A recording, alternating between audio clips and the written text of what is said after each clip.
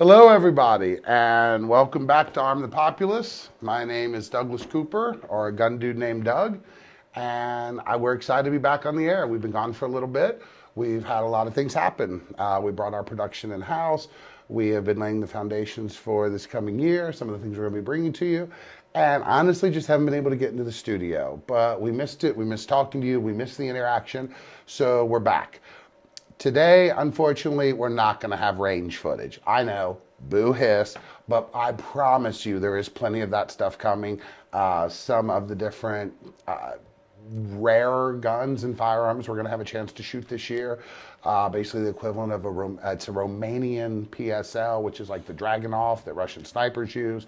Some really cool handguns to help you decide what's a good everyday carry for you. Some of our own personal favorites. So, starting off, if you are just now watching Arm the Populace for the first time, let me tell you a little bit about who we are. We are a group of individuals from varied backgrounds, law enforcement, military, federal agent, who have come together to share our breadth of knowledge with the everyday person who wants to get their concealed carry permit. If you've gotten some gun training, you're ex-military, you grew up on a farm shooting coyotes, great. You can still learn the law portion, even if you're an expert marksman. But what we cater to and what we specialize in are the people that maybe have never even seen a real gun before. And we take them through the process of never having seen a gun before, to being comfortable shooting, to knowing the laws, so that they can go out and get their concealed carry permit. I myself, which if you've gone through one of our classes, you've heard, I didn't start out to be actually a concealed carry instructor. I was going to be a professor.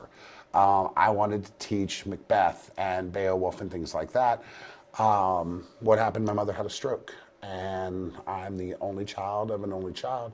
The thoughts of her going to a nursing home were intolerable to me, so I turned in my security clearances, I tendered my resignation, and I became her caregiver. Needed something to do on the weekend, so I thought about becoming a concealed carry instructor. And what I've come to realize is that you have to be alive to appreciate Macbeth. And while I think that I can get you to love Beowulf better than maybe anybody else because of my own strong attachment to that poem, there are other people that can do that. Turns out my forte, what I am supposed to be doing, is teaching concealed carry. Not from a law enforcement standpoint, not from a street standpoint. Our only interest in Arm the Populace is the concealed carry holder. You are our dog in the fight. Not the police, not the crackhead. We want you to go home to your loved ones safe, sound, secure. But I know it's a hefty task to take on. I want to secure Cincinnati. I can't do it alone. So what do people do when they can't take on a monumental task alone? You get some help. And that's exactly what I did. I got my brother to come help me. If you've gone through the class, he's our range safety officer. You've seen him from the shows. This is my brother, Charlie Griffin. Pleasure to see you all again. I am one and only Charlie G, one of the founding fathers of Arm the Populace. Here to talk with you again about gun safety, basically what we do at Arm the Populace. Teach you CCW, why it's important, child gun safety, different laws that are going to be changing. These are the type of things that you're going to need to know about. And today, we're going to be the ones to talk to you. Tell us a little bit about you. Me personally, I didn't really come from a law background myself. I originally started off as a caretaker, basically a grunt from the streets. What I did was I took care of me and my mom. It was just me and my mom for a long period of time. I did everything that I needed to do to help take care of my mother. I was only child of an only child. My mother didn't have a sister. She had me. I didn't have any siblings. We were like brother and sister. We worked together. Once she got sick and ill, I took care of her. There was a lot of opportunities that I had going to college and everything like that I chose not to because I wanted to take care of my mom. My mom got ill. She had a stroke. She had cancer. And it changed a lot of different things in my life. Responsibilities to take up. Well, and I'm sorry to cut away, but that's exactly it. There is a sense of taking care of others. And I know even in your other jobs, you've been a trainer, instructor, something to help educate and help and train others to be Why, successful. Yes, I do. I was actually a head ambassador for Amazon for 2.5 years. I helped train the new starts coming in as far as sorting and dealing with product that we bring in and out of the building. I was a people person. It's my passion to help others. That's what I like to do. I'm a person that's easily you can talk to. I don't give out a vibe like I'm hard to talk to. I don't have that authority in my voice that you may get from other supervisors. Hey, I'm just like you. Just because I have a certain color vest, just because I have a badge, doesn't mean I'm any other person higher or lower than you. We both have the same priority. And that carries over into the concealed carry classes because you have to be approachable. Why, yes, I agree with that. You have to be. I can't walk around with either a chip on my shoulder or some type of attitude and people are needing help. People are asking questions. They don't want to get that type of vibe from you. I wouldn't want to come up to somebody and ask them a question and they look like they were going to punch me in the face. So I grew up with guns. I grew up shooting. My granddad, my father, there were guns everywhere. Some of my favorite memories are shooting BB guns in the backyard. So my dad was a cop, then he worked for the ATF. For about 3 years of his life, his job was to professionally shoot moonshiners. My granddad was an avid hunter. He was an upland bird hunter. So I grew up with firearms, gun safety, but also shooting as a passion, a sport. It was fun, besides being self-defense. Did you grow up in, say, like a gun culture? The only guns that usually were around were like my grandfather's. Back then, CCW's laws, certain things like that, I wasn't aware of. The only thing that I knew, my grandfather explained to me back when I was a kid, he had it for protection. Protection from himself, protection for his family. I can get on board with that, and I totally understood that. The main thing I understood was I should never touch a gun until I knew how to use it the proper way, how to use it, how to check it. Funny enough, he had one of the guns that now that I'm in the guns, he had a 1911, something I don't like. I have no some of the history behind it now, and I don't like it, but that's what my grandfather had back in the day. Very cool. And so on that, because if you're still going, well, what is ATP about? What is Arm the Populace about? We have 3 very simple statements that I think sums us up as an organization. Get legal, be armed, stay vigilant, which means get your appropriate licensing so you can carry a firearm. Go get a firearm to carry. Getting your concealed carry is great, but without a gun, only half the equation. Hey, Willie the crackhead, I'm legal, but I don't have a gun on me. So get legal, be armed, and then stay vigilant. And by that, watch your back and each other's. If you see something sketch, report it. If something doesn't look right, be the eyes and ears for your neighbors. Our mission, we support safe, responsible gun ownership and positive law enforcement interaction. Guns raise the stake on everything. We're going to talk a little bit later on in the show about what that means when you're doing dry fire exercises at a tattoo parlor. And then lastly, our creed, which is we at Arm the Populace do not care about the color of one's skin. We do not care whom you choose to love.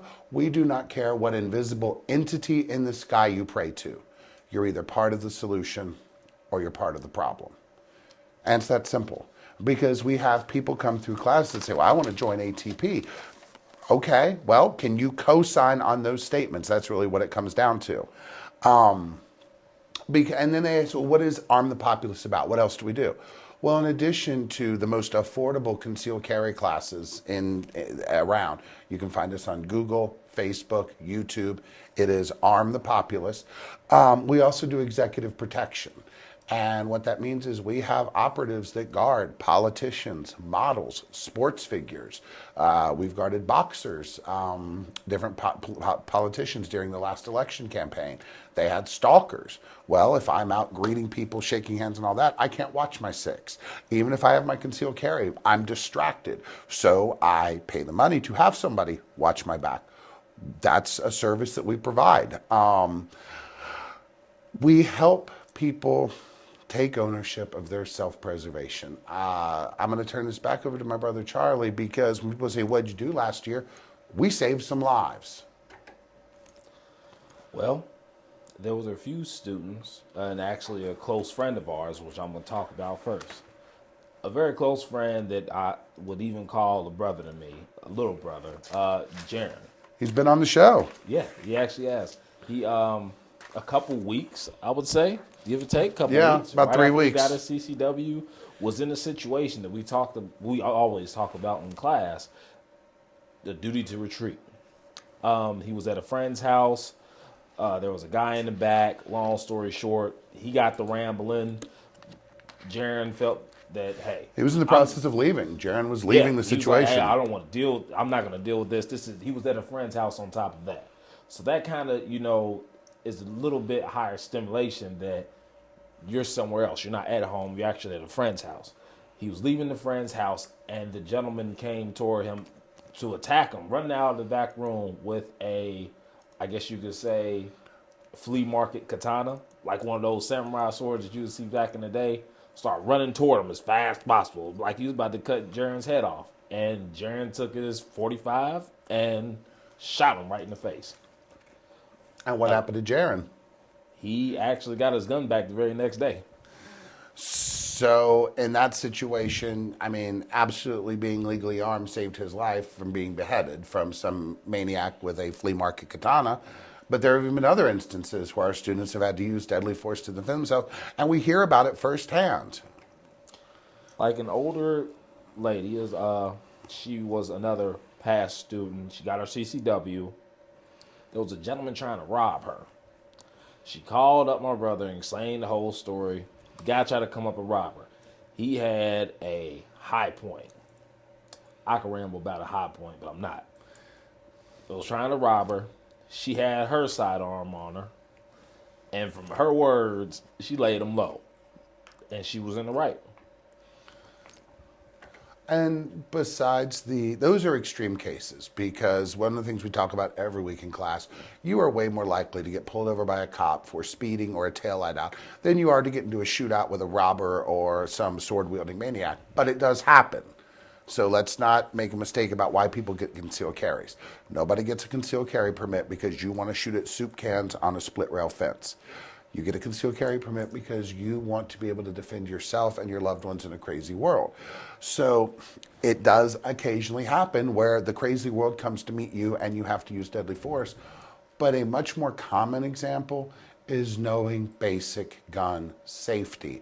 And we hear the stories and testimonies in class, after class, before class, about people that almost got shot, almost shot themselves because they didn't know what they were doing. Right. There's a couple students that came into class that they felt that it was more informative of the information that we were giving them because they've either never heard it before or never heard of it in that way. They kind of knew some of the law, they kind of even knew some of the myth, and they believed more in the myth than the actual reality. That actually changes here and there. Like a gentleman came through class, hand all bandaged up. The Q-tip hand man. Yeah, the Q-tip hand. Was trying to tell some silly story that he tried to stop a robber from shooting him and put his hand in front of the gun.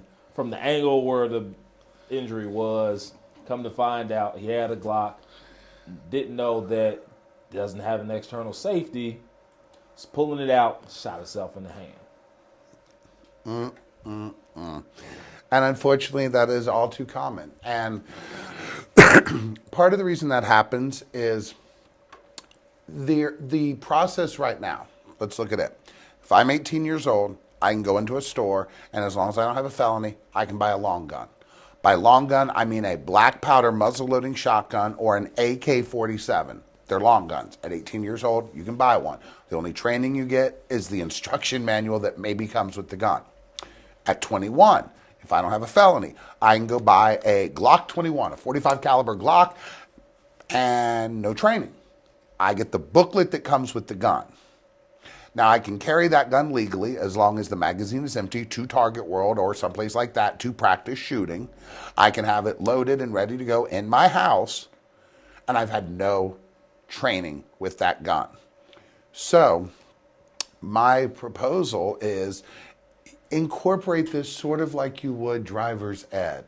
Some useful life stuff 101, but how to turn off a gas main in a house, how to balance a checkbook, and how to check to see if a gun is safe.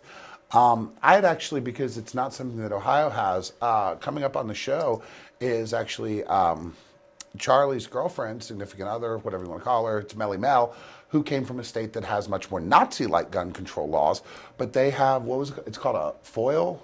FOID, card. and it's a process you go through so you can go legally own a gun. It's basically what we can do here in Ohio without doing anything. There, at least you have to pay some money and get some basic gun training. Not a bad idea. And if any of you know a gun dude named Doug is pro-gun, but I'm also about training and education so you don't have accidents. Another thing that's going to be coming up is we're getting ready to do our first tactical class of the year. And we're really excited about it. It'll probably be the end of April. It's going to be reservation only.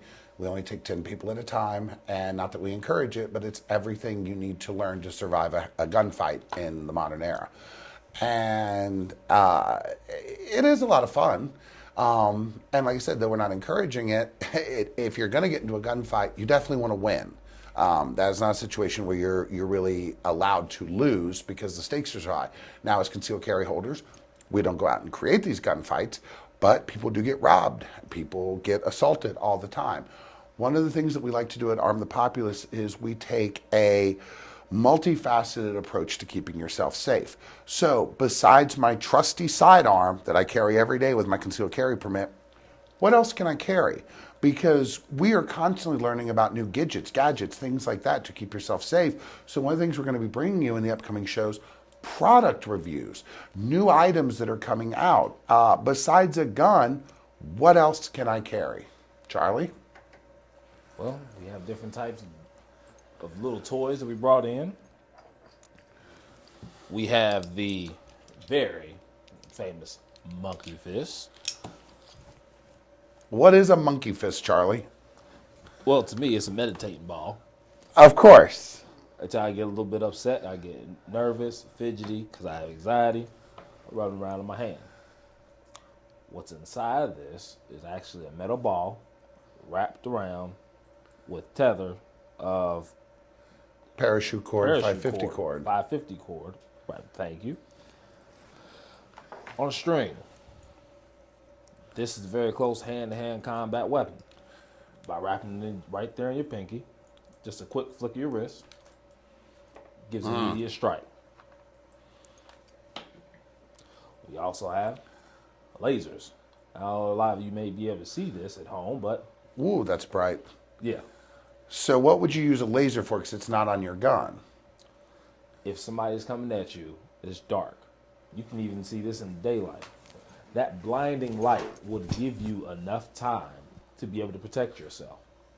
Even with the lights off. You can see that.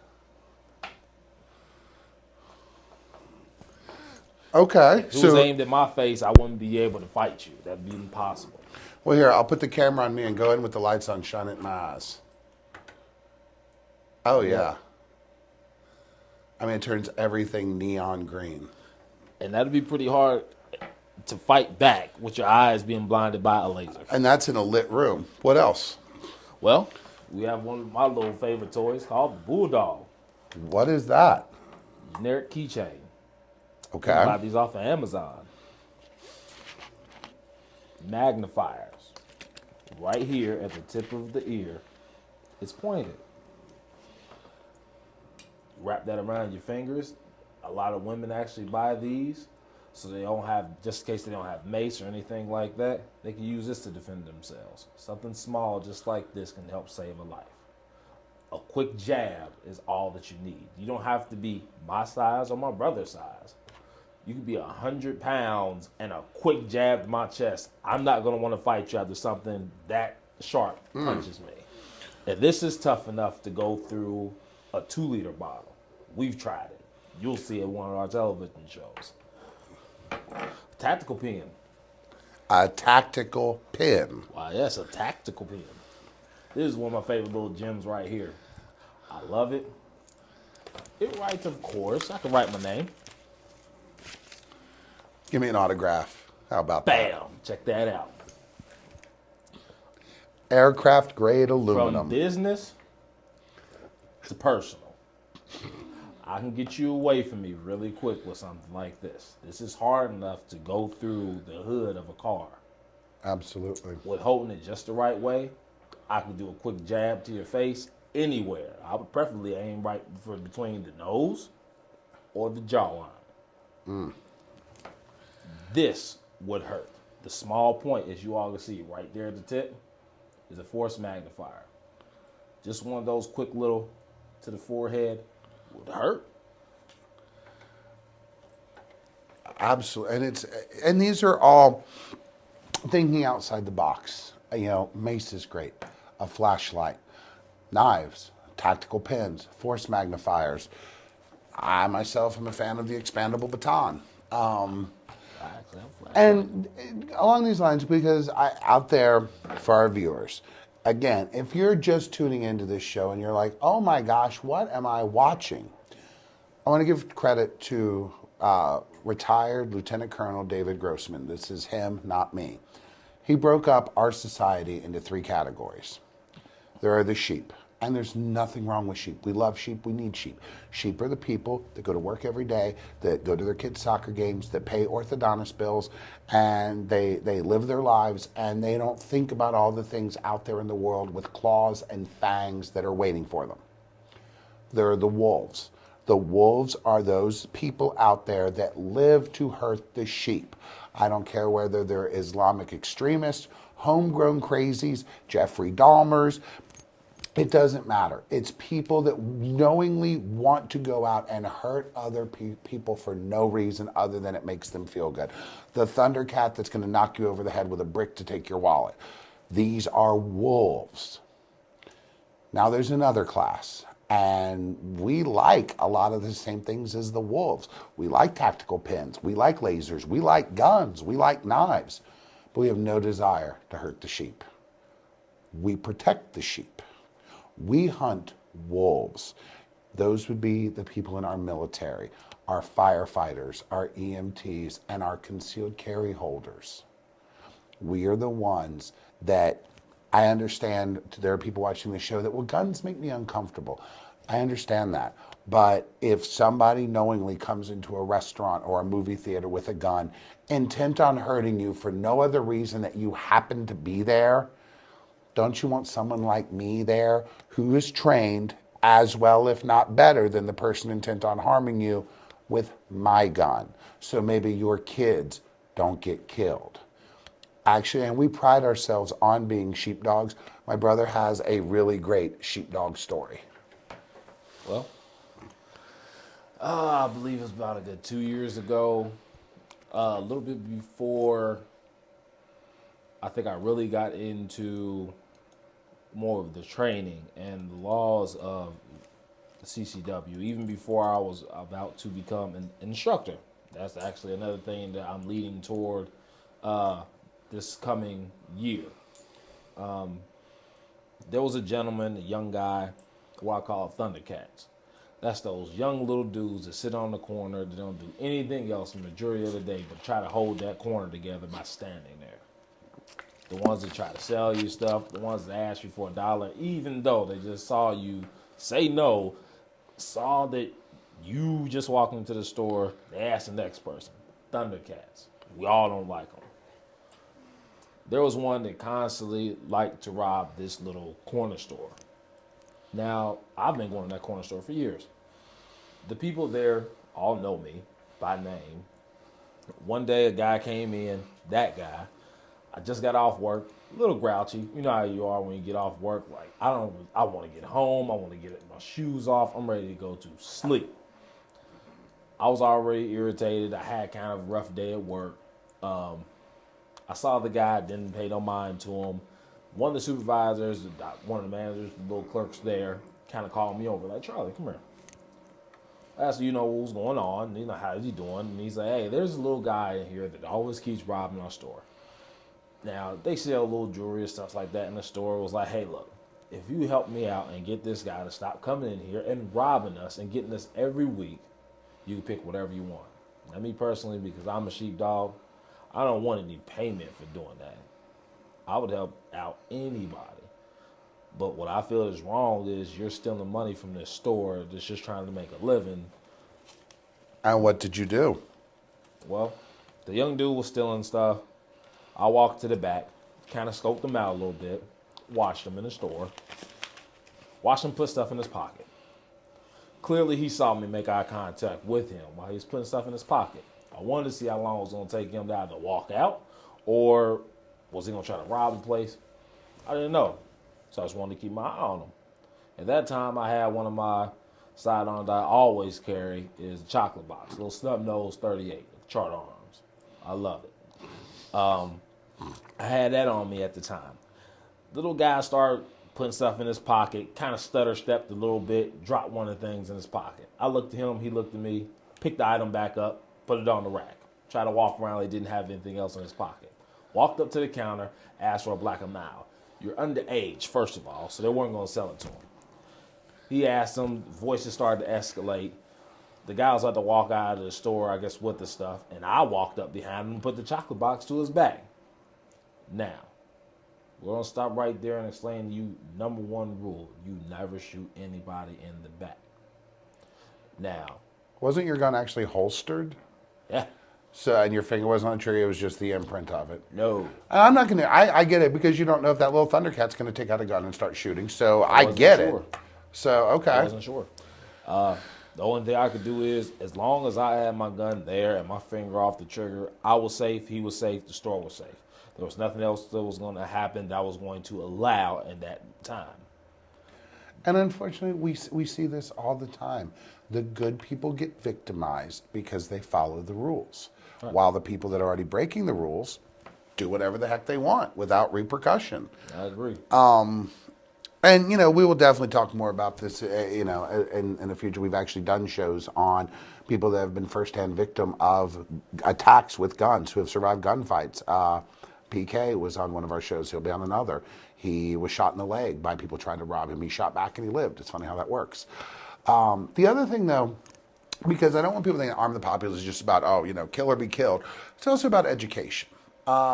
We also keep people current on the laws, because as much as Willie the crackhead might hem you up, so will the laws. So, for instance, right now, a lot of laws are getting ready to change.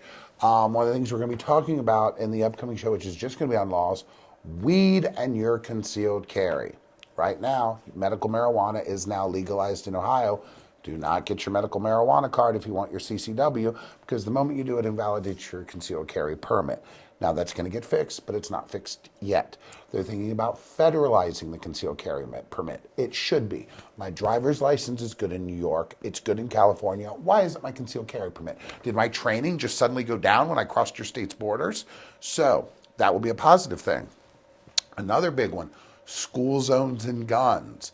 Right now, the law is, if I have to go in and get my nephew from school for any reason, I have to park off school grounds, secure my weapon in the car, walk in, get him. I cannot have a gun on school property.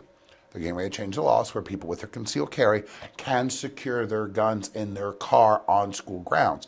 Because what's happened, that legislation originally went into effect because of Columbine, and Columbine was a terrible tragedy.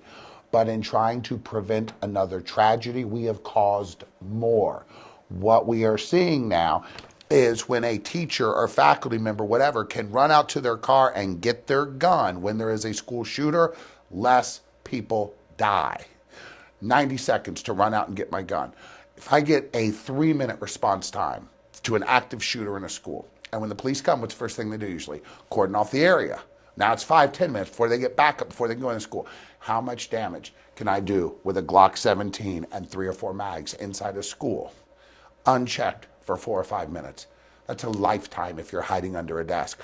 I want Mrs. Jenkins, my English teacher, to be like, you kids stay still, I've got this, go out to her car, get her Kimber 1911, and give that school shooter a third nostril right there.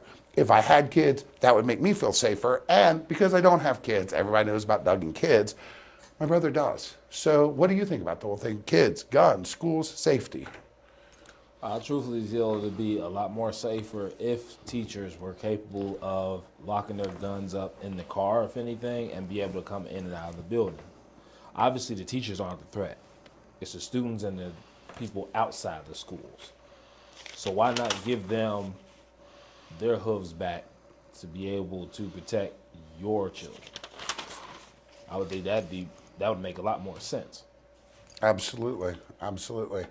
And then, because one of the cool things is, besides we came into the studio to do this show, also to kind of get used to the new technology, got some upgrades. So besides the attempts we did last year with green screen, we're going to get that hammered out. But product testing, because we do have people that besides the guns, they do like knives and stuff like that. Well, one of the things is, what is the best fixed blade knife for under $50? I'm going to argue it's the SOG Kukri. My brother is going to argue it is the Cold Steel GI Tanto. You know it. So we will be field testing some of these things at Fort Cooper into logs and 2-liter bottles. On top of that, some more exotic weapons. I myself, I love kendo. I grew up with the katana. It was one of the weapons I always wanted to study. But much like guns, swords and cutlery are expensive. My little neck knife is a $40, $50 knife because of the steel it's made from. Now, if you're not ready to purchase a $1,000 katana, and that's for a Western one, you start talking about folded Japanese steel, you can start adding zeros. For those of you that have seen it, if you go to YouTube and look up Arm the Populace, there's an episode called Swinging in the Rain where we tested some melee weapons. My brother's also an avid martial artist. Here is a cost-effective substitute to a thousands of dollar sword. This here's my baby. Old Danzan. And that is the blade we saw take a mannequin's head off on Swinging in the Rain. Yes, it was. Now, if I'm a person watching the show, male or female, and I say, hey, that sword looks really cool, I'd like to know how to wield it instead of just looking like a drunken guy up at first, at bat on a softball league. Do you guys teach that? Yes, we do. I'd go over the steps with you. Okay. Me and my brother both. It's always important to have other training other than just a gun or knife or anything like that. If you're at a friend's house or something like this is sitting around, know how to use it.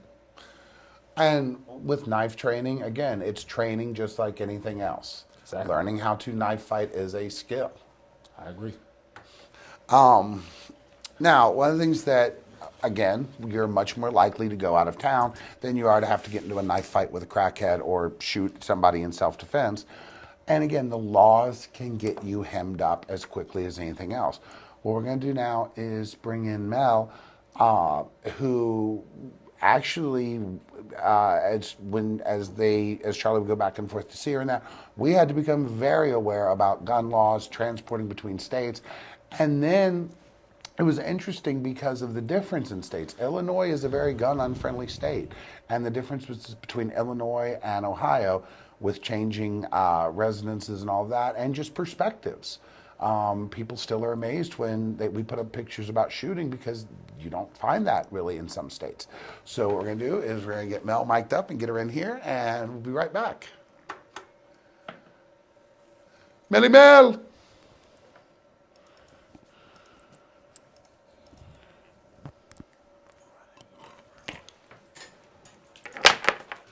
It's okay.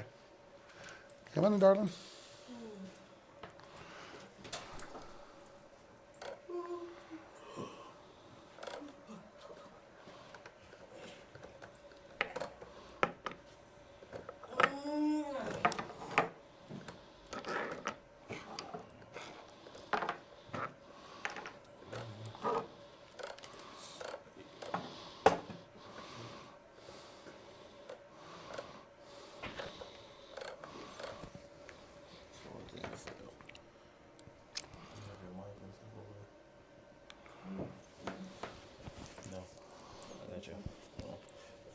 Big bruh, you get the box. Is your third box? There's 3 of them up here. That one.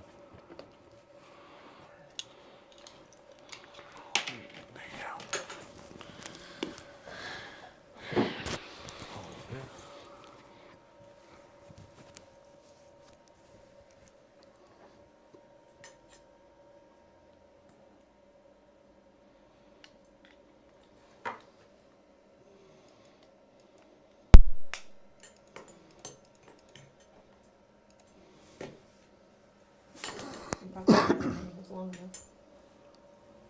Yes.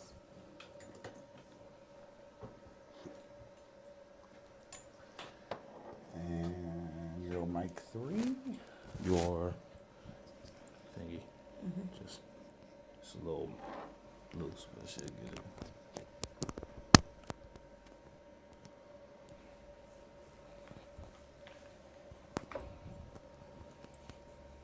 And get a little sound check and get it. A little closer up to your jaw if you can. Let's do the ABCs.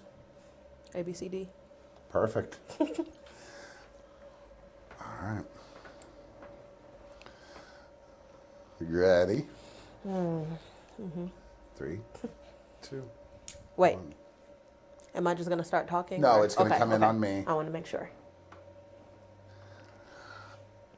All right, so we got our new toys set up. We got new mics. It's all fun. I feel like Dr. Dre back here mixing stuff up and all that.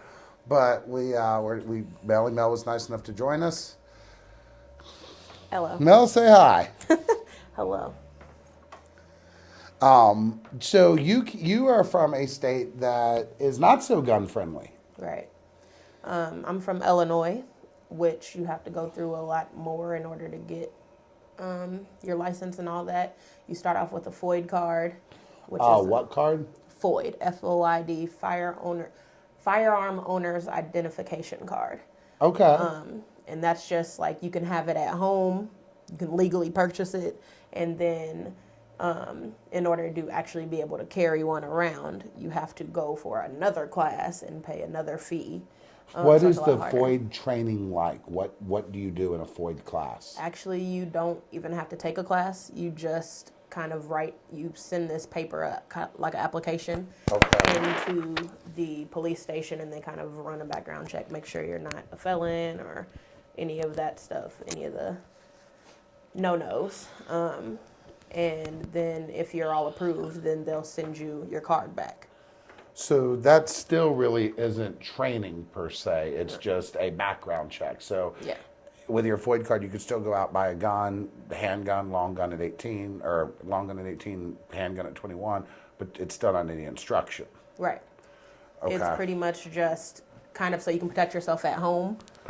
And Okay. you're able to take it when you're driving. There's just, like when I first moved here, I had to take the bullets out of the revolver, put them wherever, and then I have to take the gun itself out and put it in a closed. So either in the console or somewhere where I can't just automatically reach it. I have to go through something in order to get it. When you had to do the same thing going to visit Mel, didn't you, Charlie? That's correct. What'd you have to do at the Illinois border? At the Illinois border, usually I would try to find somewhere I can stop and pull over, either a rest stop, restaurant, something like that. Like one of the little pilots, those truck stops. I would take my magazine out of the gun, make sure I take the one up top out. Then I would take all ammo, separate that, place it in my trunk, take the magazine, place it in my trunk. I can't have the gun out in the car, but those two other things, magazine, bullets, must be separated. And now that you're an Ohioan, what are you thinking? You've already got your concealed carry permit underway, don't you? Yes, and I can carry it on me. I think it's better, especially because here a lot more people are allowed to carry guns. So I think, especially as a female, it's a lot more important to be able to carry a gun because naturally, as protection against anybody really, but obviously being a woman, you're naturally at a disadvantage against men and things like that. So rape, robbery, anything like that, and I'm a waitress, so if I'm coming out of work, everybody knows that when you're a waitress, you have Right, cash that- on you. Sure. Rent And money in if your I were to pocket. try to get robbed or anything like that, bang, bang. So, Right? Are you becoming a gun girl? yeah, a little bit. I'm learning a little bit. Still, I like revolvers more. I still think as a female, I prefer a hammerless revolver at that because I don't know, it's just easier to carry. Look it's at you, all smaller, important gun person. Oh, yeah. but I feel safer with it. So, Absolutely. Well, and shooting's fun. right. Yeah, it is. I mean, I remember you going to town with Miss Jones, Right. Charlie's AR-15. It's not his anymore. It's mine. Oh, that was on camera. That goes out over the air. I guess that's just how it is. There's a video on Facebook of me shooting better than him. Look it up. See, I argue guns bring people together. Maybe I'm wrong. No, no, it really is. And you know, with the Arm the Populace family, a lot of times when we get together, if it's not to play spades or watch movies, we go to the range. And yes, when you have to do your qualifying for your concealed carry permit, you shoot at a paper plate at 21 feet. But shooting at stuff is fun. I don't care if it's just a Coke bottle or, well, we don't shoot bottles because of the glass issue, but a tin can. Pegging a tin can is so much more satisfying than hitting paper, and it's fun. Now, we also like to shoot things like microwaves when they stop working and computer towers when they won't reboot properly. We clean up our mess, but again, it's fun. Guns really are fun. Yes, they're there ultimately to kill, to hunt and put food on the table, but it's the same reason that people like shooting darts, throwing darts, or shooting baskets. It's about accuracy. It's fun. Can you make the shots? What would you like to see in terms of this next year? What kind of skill sets do you want to work on, Charlie? Because I mean, we're always working on different stuff. Besides becoming an instructor, of course, that's a big thing. But Right. you've definitely got your Truthfully, AR game up. Yeah, I have. My AR game is stepped up a lot more. I'm on like level 15 now. Like, I'm getting up there. Getting up there. By the end of the year, I want to have at least some more handgun to maybe even double wielding down. Okay.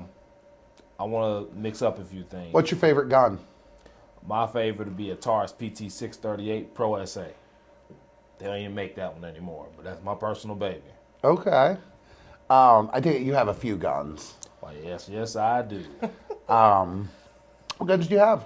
Tell us about your guns. People People like talking about their babies. Talk about your guns. Oh, get to talk about my babies. Well, my baby, Mrs. Jones, my AR-15. I have a Mosin Nagant. Oh, I love the blast on her. Anybody ever heard of Mosin Nagant? It's actually the weapon that they use in the movie Behind Enemy Lines. And No, I Enemy at the believe- Gate. Enemy at the Gate. Yeah, that's the Thank you. Russian sniper or the The Russian sniper rifle, the famous Mosin Nagant. If you ever played a video game, Sniper, that is the second gun that you usually lock on there, the Mosin Nagant. I also have a Sportsman Remington Okay. shotgun named Matilda. Yes, I do name all my guns. Oh, yes, he does. Yes, you do have to say them every time. I have Matilda. I have the chocolate box, the snub nose, 38, chart arms. So what's on your wish list? What's your short list of guns? I would like to get a M&P, either 40 or 9, leaning more toward 40. Okay. I definitely feel that me and my better half should both have a shield. They're amazing guns, very They reliable, really are. just like the Beretta, which I do want a Beretta. And of course the Glock. I love Glocks. You can throw them across the street. You can throw them in the dirt, just like Berettas. You can pick it back up and it shoots, just like the small AK. Mel, how about you? Besides a hammerless revolver, what are you thinking? I want an AR also, even though I already have one. And the one, I don't know what it's called, but the one that Beth has that I shot at the racetrack. It's super smooth. Oh, a Ruger 1022. They're a great little 22 semi-automatic rifle, and you can do so much to them. You can make them look like ARs. You can make them look like Dragunovs. They're great. It has a scope on it. One of the other things that we try to do with Arm the Populace, We are about education. We're about community, which is one of the reasons why we do work out relationships with places like Pretty and Polished, Glamour Beauty Palace. That we hold classes at Masonic Halls, New Prospect Baptist Church. We like being able to meet fellow members of our community, and watching guns bring people together. A lot of times they can be so divisive because of all of the stuff about them, but generally no one has a bad time at the range. And one of the things that I think is really cool, because as a Cincinnati native my entire life, though I've traveled the country, Cincinnati's my home, I always hear the stuff about, oh, all the race tension in Cincinnati. And I know it's there, I know. But what I get to see and what we get to see every weekend are, it doesn't matter if it's the guy from Winton Terrace that has an AK-47 that lets the dude from out in Eastgate shoot it, or the dude from out in New Richmond that has an AR-15 let the guy from the Fay shoot it. At the end of the day, when we're all at the range shooting tin cans, laughing, joking, seeing who can hit bullseyes, all that stuff fades away. We're a group of people out there having fun with guns, and that's something I love and gets me out of bed to go teach class every weekend. Yeah, me too. I think it's kind of fun that the whole race thing, period, kind of goes straight out the window when it comes to dealing with guns that are normally put on the news. You usually see them in newspapers as weapons. Technically, I could change this into a weapon. I could change this flashlight into a weapon. I could change this bottle into a weapon. So what's the difference, truthfully, between us having fun with guns and me tossing around that bottle, or me playing around with that pen? They all three can do harm to somebody else. Well, and it's changing perception. What is the difference between you, a licensed concealed carry holder carrying a firearm, versus Tom, Dick, Harry, Pookie, Bubba, Ray Ray, Skillet carrying that same gun? Why, as somebody who doesn't know the difference, why should I see you two differently? Because I see you right now both as threats. Both of you are people with guns. What do I need to be seeing differently? Well, one, I'm not out here being part of the problem. I'm not out here robbing people. I'm not out here trying to take somebody's hard-earned money just so I can go buy myself a new chain or some new Jordans or something like that. I'm out here trying to be part of the solution, trying to help. You've had training. I've had training. My passion is helping people. I don't have it in me. It's not in my system to go out and just plan on doing harm to people. That is a totally different mindset from CCW holders. And I think that's what's important to try to get out into the public awareness. The difference between a licensed concealed carry holder versus Tom, Dick, or Harry who puts a gun in their pocket. There is a big difference. And honestly, it starts young. There's always the tragedy of the kid who finds the gun that shoots himself, shoots his dad, shoots his friend, whatever. How do we minimize this? Obviously, kids are smart. If you have kids, you know how smart they are. That's why I don't have kids. I just borrow Charlie's. But they find ways. You hide stuff, they find it. That's just what kids do. So maybe locking and keeping them away from guns isn't the solution, because kids raised around guns don't have accidents. So what we're going to do now is bring in Junior, Charlie's son, and he has been around guns since he was born, but actively for the past 2-3 years. So we will get him in here, and you can't start too young.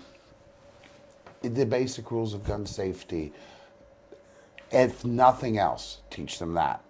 Because what if it's not your kids over at a friend's house, and that child brings out their father's World War II 1911, their grandfather's Colt Peacemaker, before they start waving it around and all of that? Notice how to check whether or not it's loaded.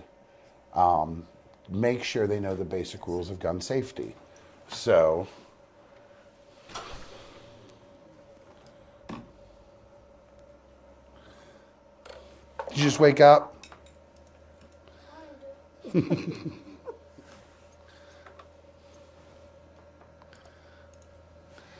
This is Junior, Charlie's son. Say hi. Good, Charlie. Even I take time to talk to my son about gun safety. Junior's been through a lot of the classes that he knows now, even the 3 main safety tips of gun safety. So Junior, why don't you do me a favor, run it by me. What are the 3 rules of safety? Keep your finger off the trigger. Keep your finger off the trigger. Point your gun in a safe direction, and guns are always loaded until you personally check it. That's absolutely beautiful. Good job, man. Do you like shooting? Yep. What's your favorite gun to shoot? Mosin. That's my boy. Do you have your first gun picked out that you want? Yep. What do you want? AK-47. Nothing wrong with that. Nice pick. So, Junior, if I asked you to show me the proper way to check a handgun that was loaded, could you show me? So what would be the first thing to do? Drop the mag. So, okay, what we're going to do. All right. What's the second part we're going to do? Check it to make sure there's not any bullets inside there. Okay. There's no bullets inside. So what do you do now? Finger off the trigger, hand it back to you. That's about right. As you can all see, he takes the magazine out, checks and makes sure that there's nothing on the inside, nothing up top with semi-automatics. There's always one, usually, there's one always left up top, so you always have to check it. Then what he does, has the gun and the magazine separated. This is something that you kind of want to work with your kids, because later on down the line, you don't know what lies in the future for your child. If Junior's hanging out with a friend or something like that, and he comes around with, let's say, a real gun, this isn't a real gun. This is actually a airsoft gun, a little BB gun. Now, what if one of Junior's friends really had a real one and brought that out of the school, or Junior was hanging out at their house and they had a gun? Junior at least knows how to check it. Does your child know how to check it? I would think right now would be the best time, and he's 8. Perfect. And that's exactly why we do what we do. So on behalf of myself, Douglas Cooper, my brother Charlie, Melly Mel, Junior, we are ATP family, and we will see you next month when we'll go to the range. We've had fun playing with our toys, but honestly, we're gun dudes. We're going to get Beth in here for the studio stuff next time. She was a little under the weather. She's the one who does all of our graphic designs, all of our logos, booking classes, packets, making sure the laws are there. But, you know, hey, even players get sick, so she turned us loose in the studio. Hopefully we didn't do too bad of a job, but anyway, either way, we're still here. ATP family, we'll see you next month. We're going to have some shooting footage for you then.